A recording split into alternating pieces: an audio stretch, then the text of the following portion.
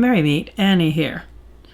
Welcome to a consideration in the season of Yule on contentment. In a spiritual practice, contentment is not about having a passive, laid-back attitude and doing nothing because everything is perfect or there's no need for improvement. It means that we realize and accept what is here and now. And that introduction was from Doyen Park's article in the HuffPost called Contentment is Your Choice. Doyen Park is a Won Buddhist. In case you didn't know, I didn't. Won Buddhism is considered a modernized Buddhism, a contemporary take on the practice. The consideration of this piece on HuffPost from several years back had me looking at nature surrounding me in a certain light that day, and it came out in a poem. A full belly and a safe place to sleep, contentment to a deer. Fertile soil and the sun to reach up to, contentment to the oak. Nature's happy with just enough. Completion and wholeness in the current moment. Nature only hustles and bustles when absolutely necessary.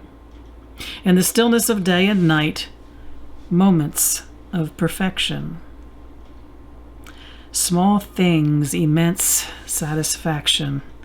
Serenity, simplicity, and sufficiency. Today I measure abundance in moments. I don't know if I would have thought of winter in light of the natural world feeling content. But the day I wrote the poem, the sun was shining brightly, and it seemed to be that the animals that surround me here in the woods did indeed accept their world with a kind of grace that I aspire to but don't always attain. What do you think about the way I began this with the article, with a quote from the article named Contentment is Your Choice? Do you think contentment is your choice? Personally, that feels like truth to me. I've been wholly content in times in my life when others might think I didn't have what it took to create that feeling.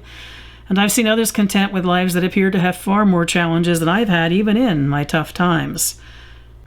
And I've seen and I tend to see a lot of folks who might lead us to think that they have grounds for contentment, but, well, they're far from it. Where are you in relation to the feeling of contentment? Do you consider it a choice? Frederick and Marianne Broussat, in their writing, remind us that, and this is their quote, contentment comes with spiritual maturity. It's not something that is achieved in one transformative moment. It must be discerned afresh every precious day of our lives. Well, I consider spiritual maturity, I consider just maturity in general to be the place that contentment comes from. Their quote, the one I just read, is actually what's at the top of my reflections for the day. Consideration that contentment isn't something we attain and then stay there. It's rather a continual awareness of life and the moments which bring us peace within it. It's a constant noticing of the places where we feel a complete acceptance and a lack of yearning for something or everything to be different. I'm always amazed at how many of the beautiful things in life are centered on the simple and the not so simple practice of gratitude. From my yoga practice comes the inspiration of the practice of santosha. Here's an explanation of it, far more succinct than I probably would have been able to offer you, from eckhartyoga.com. Santosha, or contentment, doesn't mean idly sitting back and relinquishing the need to do anything. It simply means accepting and appreciating what we have and what we are already, and moving forwards from there. That quote made it to my reflections because I'm inspired by its consideration that contentment isn't something that sits still. Something moves forward from it. I tend to forget that when I think about the choice to be content in a moment. How does that then inform the moments to come? For me, I'm going to consider the moments of contentment in my life. I tend to do that a lot at this time of the year. I'm not so busy out and about in the world. I think I'm more intimately connected to the small details of my life. I'm going to notice where those moments take me. If they're confined to an instant, I'm totally okay with that.